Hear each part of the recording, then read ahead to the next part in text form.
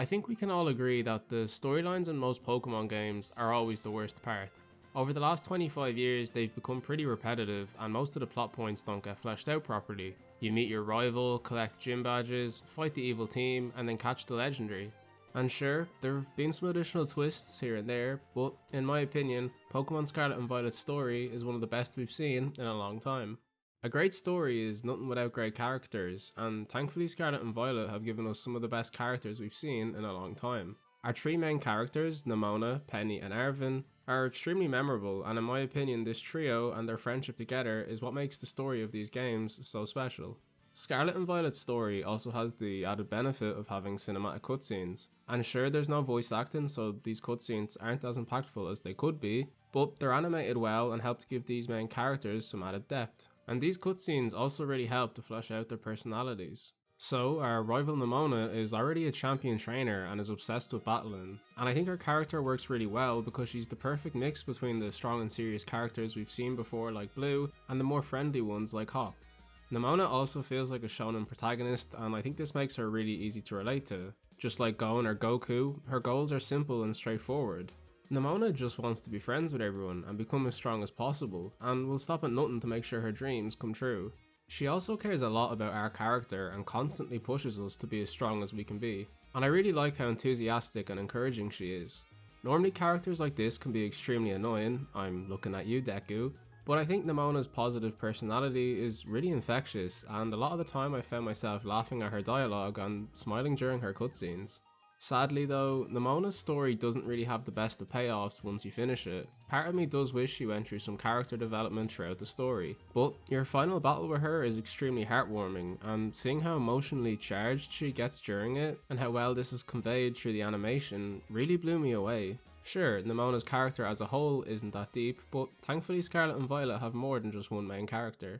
In my opinion, Penny is another well-written character. I have seen a lot of people online complain that she turns into a bully towards the end of the game, but realistically I think she just has a very dry sense of humour and isn't really used to socialising with other people. Penny also doesn't get as much screen time as the other two main characters, but her storyline and character development definitely make up for this. Her storyline is all about found family, and throughout the game we're shown this through the Team Star leader's flashbacks. Penny is portrayed as being an extremely shy and awkward character, and she doesn't really seem to socialise much with the people around her. It's also hinted at that she's been a victim of bullying throughout her life, and because of this, she decides to set up Team Star, which is made up of a group of kids from the academy who were all also victims of bullying.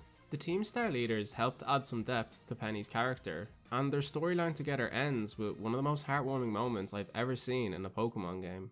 And lastly, we have everyone's favourite golden retriever, Arven. Arven's by far the best written character in these games. Not only does he have a deep and personal backstory, but he also has a very relatable character arc. Similar to Penny, he starts off very distant and is extremely defensive, but over the course of the game we learn to understand why he uses these coping mechanisms. Game Freak wrote Arven as an extremely tragic character, and this helps us to sympathise with him. He spends the majority of the game doing anything he can to bring his sick Mabosstiff back to full health. And his sheer determination to achieve this goal against all odds and save his best friend is what cements him as one of the best written characters in any Pokemon game. Now that we've a brief overview of our main characters, I think it's important to take a look at how all their stories begin to connect with each other and form the themes of these games. The two stories I'll be focusing on are Uva Academy and Arven's. They're basically the meat and potatoes of what these games have to offer. Your main objective in this game is to travel across the Paldea region on a treasure hunt, and it's pretty obvious that this is a metaphor for finding yourself. These games are all about discovery, personal growth, and learning about the world around you. And by making these the main themes of the first ever open world Pokemon game, I think it really adds depth to our journey, aside from just becoming the strongest trainer in the region.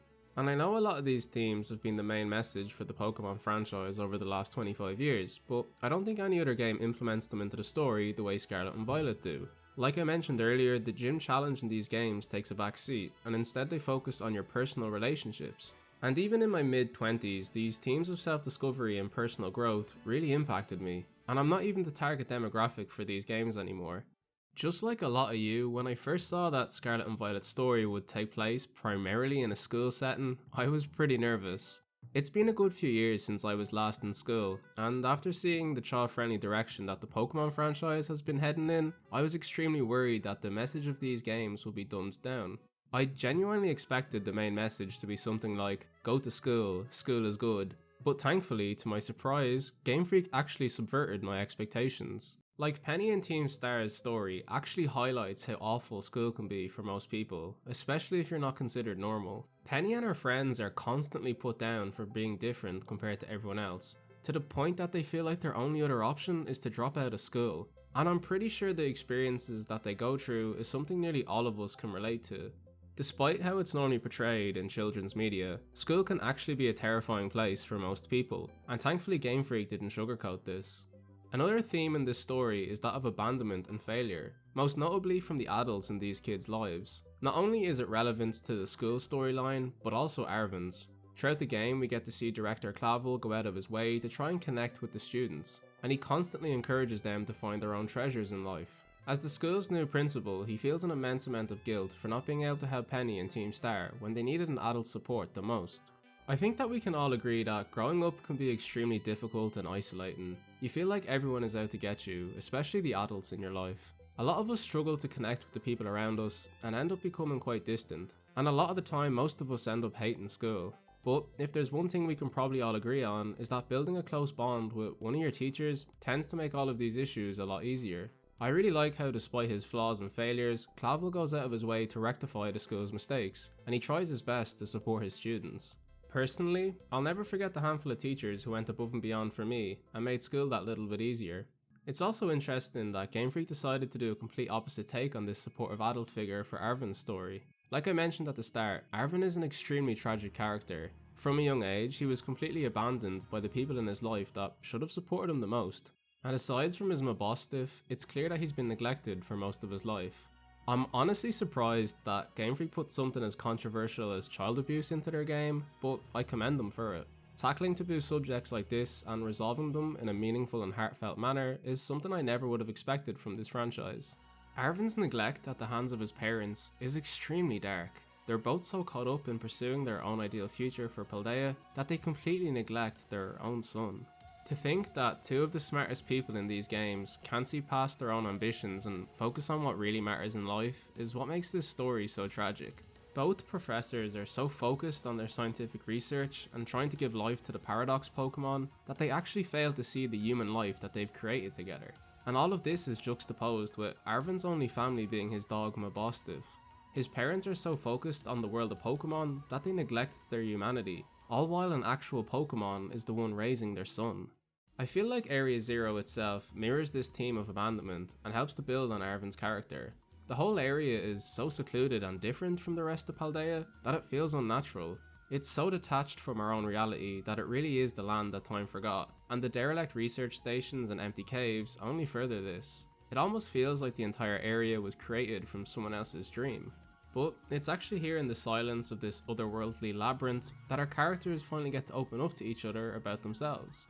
Throughout the game, we've only ever interacted with these characters one-on-one, but now we're a group of friends who've been brought together through shared life experiences. And as our characters slowly make their way into the depths of Area Zero, they start to share their own personal thoughts and feelings with each other. This is some of the best written dialogue in the game and really helps us to empathize with who they are as people.